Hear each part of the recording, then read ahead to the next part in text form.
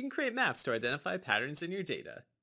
Data with geographic dimensions is converted into values that can be displayed on a map, making it easy for you to visualize scenarios, illustrate hotspots, and identify potential problem areas. There are two types of maps, choropleth and proportional symbol or bubble maps. Choropleth maps are useful for visualizing location-based data, trends, and distributions across a geographic area. Bubble maps focus on specific points. The size of the bubble varies depending on the underlying data. You choose one of these map types from the content picker.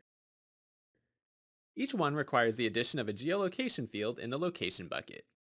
These fields are listed in the Field tab, amongst other dimensions and measures. Each is denoted with a special symbol, enabling easy identification. Once you have chosen your map and added a geolocation field in the location bucket, you're ready to begin applying the various formatting tools that are available to you. You format your map using the map options that are available on the Format tab.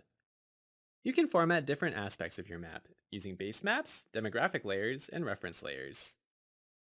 Base maps display a layer that positions data as it is located, in context to other geographical features such as streets or terrain.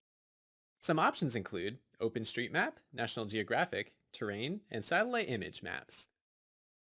Geographic data is plotted in relation to the base map.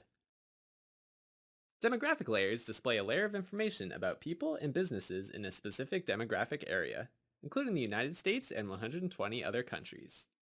You can customize this list as well. Reference layers display a layer of boundaries and locations that range from a continental scale to country, state, and even local neighborhoods. You can use the formatting options to enhance the display of your map, creating something that you can distribute and enhance with other visualizations. Administrators can configure additional base maps, demographic layers, reference layers, and geographic roles from the Geo configuration page on the TIBCO WebFOCUS Reporting Server browser interface.